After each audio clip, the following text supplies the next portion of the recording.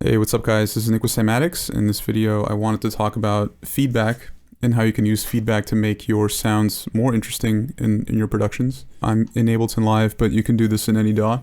Any DAW that has a delay plugin. And by delay plugin, I mean anything that is like a chorus or a flanger or a delay or a reverb. They all tend to have feedback settings, and if you turn up those feedback settings, you can get interesting sounds. And your sounds that are kind of boring, you can make them come alive. So let's let me demonstrate this with this hyperpop style loop I'm working on.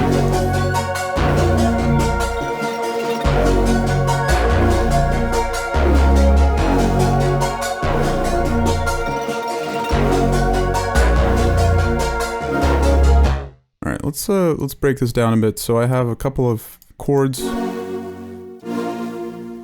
Nothing really interesting here, although it is kind of a wacky sound. Then I have a pad. This is giving those kind of little textural moments. Then we have this sound, which I'll get to this one, but I want to cover the bass.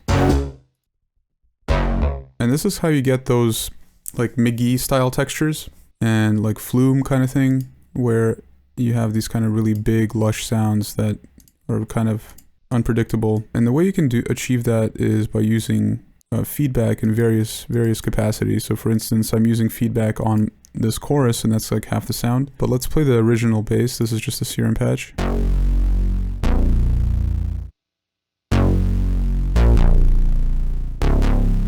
So I thought it was a bit buzzy, and the buzziness actually, it's nice. Like, you don't really notice it in the mix, but then when you put the chorus on it, it starts to really rear its ugly head. So what I just did was I took the cutoff of this low pass filter and just kind of automated it instead of going into the synth itself. This is the same thing, but the sound comes from this chorus. So if you enable this chorus and then you go to ensemble mode and you set the amount to something low, you're gonna get a nice beefy bass sound. It's a lot wider. But then when you turn up the feedback of the chorus, this is when you start to get those crazy psychedelic textures.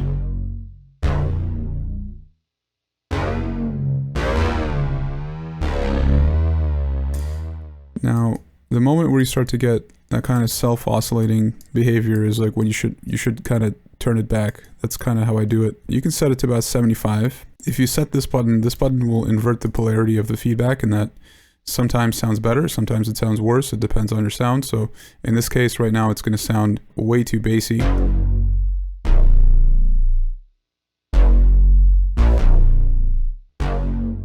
For these sounds, I'm not really looking for bass, because if I really wanted to add, more substantial bass, I would just add a separate sub, and that would support this layer. But I think in general, I'm kind of looking for like a big mid-range presence. So that's why I don't really mind the bass being a little bit lighter.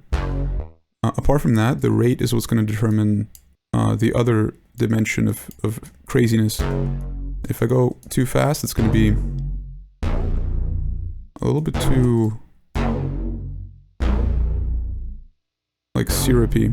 I think 0.9 is a good sound.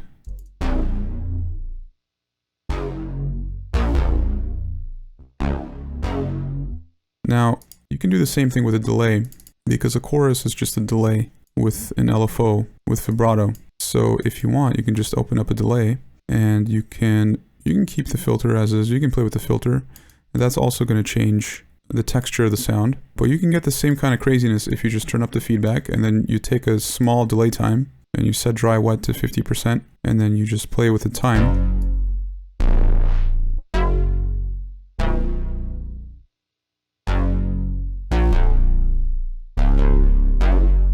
It's not crazy enough. Let's boost the feedback even more.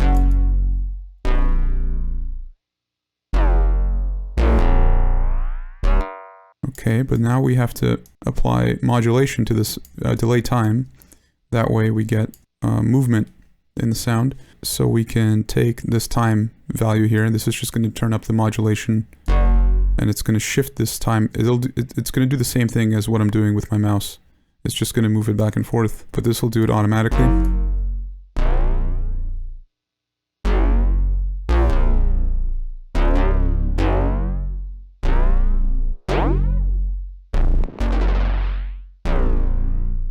Let's play without the filter. Alright. And now you start to get the same kind of sound as this. The reason this sounds different is because if you count the number of these waves here, you see 3 waves, right? Blue, pink, and orange. I apologize for my colorblind listeners, but that's the 3 colors there. And that indicates 3 different sounds playing at the same time. Whereas with this delay, really it's just, technically it's 2, because these are 2 delay channels that are at the same exact time, and then mixed with a dry channel. So that's 2 channels. You can kind of simulate this by doing this independently, but the modulation will not happen according to this shape. Because ensemble mode of chorus, it modulates all of these delay lines opposite one another, and it gives you this crazy sound. With delay, you can't really achieve that, but you can get kind of close if you change the left and right delay times a bit.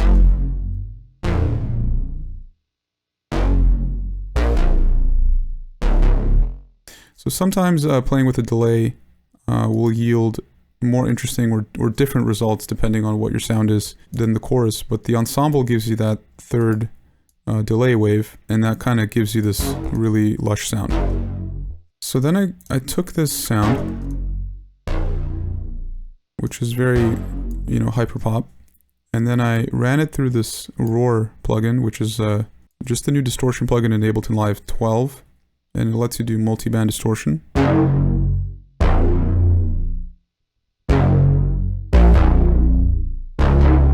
I'm generally not a huge user of multiband distortion, but honestly, I think I'm gonna start playing with it more, because I was never a fan of how it messed up the phase at the crossover points. But honestly, whenever you use multiband distortion, you're gonna change the sound dramatically anyways, so it doesn't really matter that much. So what I did was I left the low end kind of alone, but most of the drive I'm applying to this mid-range.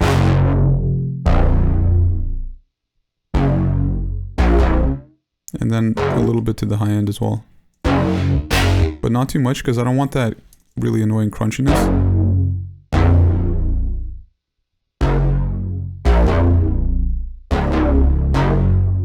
But the fun part is this, again, we see feedback.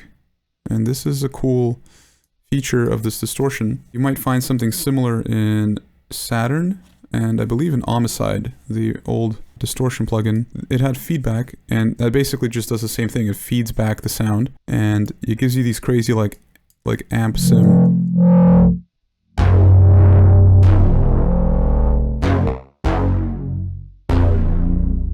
And the whole trick about feedback is to set it at a value where it's not gonna go into self-oscillation, but you just kind of find that point where it goes crazy, and then you bring it back a bit, and that's how you get those weird noises.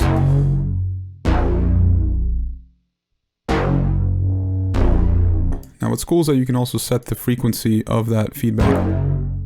That's not nice.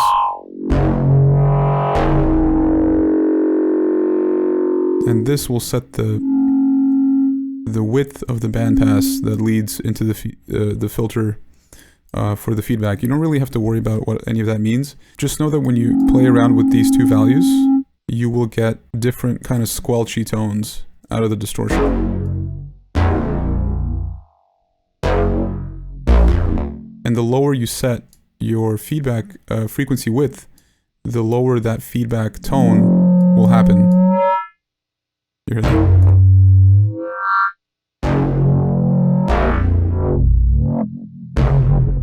So I was doing that with the mouse, and then I realized it'd be kind of nice to have this frequency kind of open and close with the sound. Also, this time is also important. You can also sync that. That's pretty cool. But the longer you set this, it's going to become more of a delay.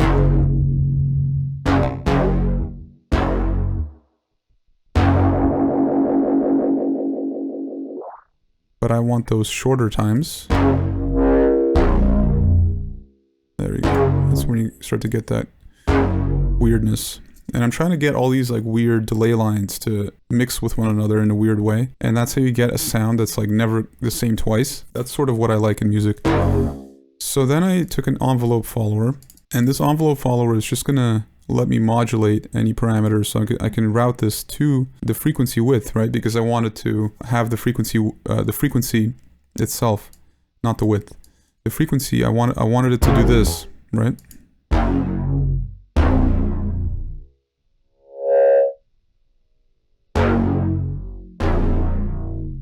And the way you can do that automatically in response to the volume of the sound is through an envelope follower. So then I took that envelope follower and I routed that to the frequency width. I keep saying frequency width. It's just not very intelligently labeled here. But it's the frequency. And so you can listen to what it's doing.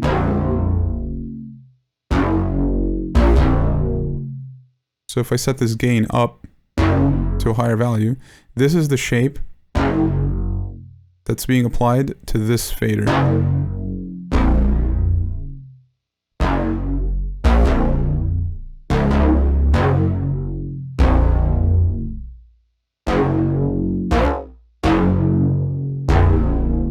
Kind of gives it a cool growly sound.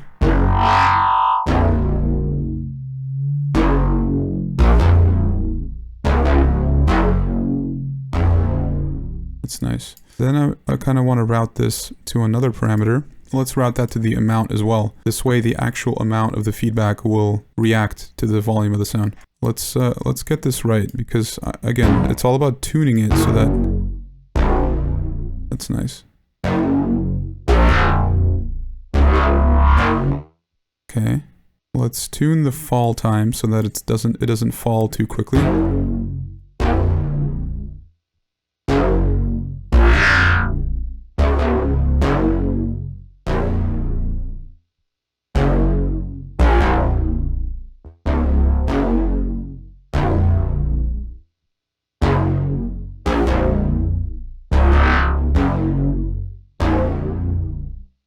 That's cool.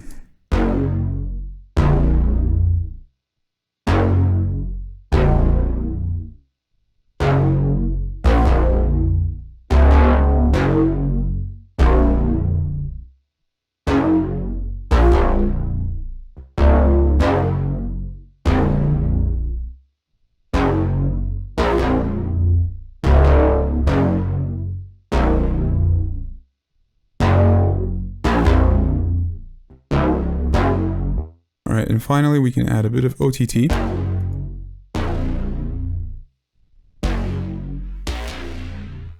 So I don't really use OTT at high values. I kind of tend to use it... Well, sometimes it's nice to use at high values, but... because the sound already is so excited and full of high frequency information, like it's not that important to squash it with OTT. But it's nice to just to clamp down on everything. That's going to be the bass, right? So we came a long way from the original sound.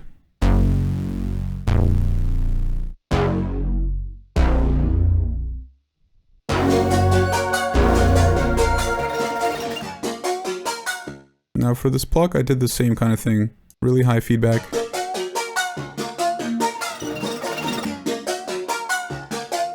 It's being arpeggiated with this arpeggiator here.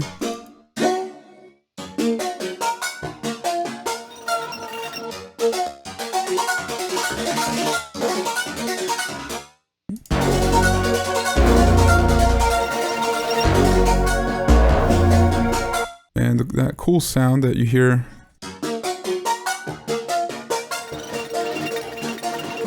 that's coming from this plugin called Autochroma. And it's doing this granular thing, but I'm automating the mix.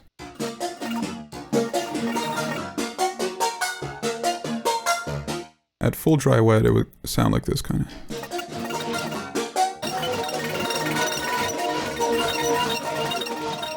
It's a very cool plugin. It kind of brings in various grains from the sound and reverses them and does other stuff, but it's pretty intense, so I just brought it in as a filler. And then a bit of soothe.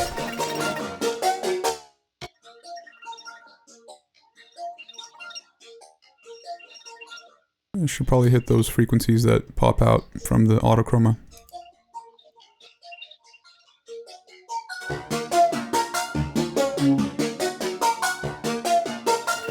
But this is the same thing without the chorus. With the chorus. It just makes it sound a bit wavier.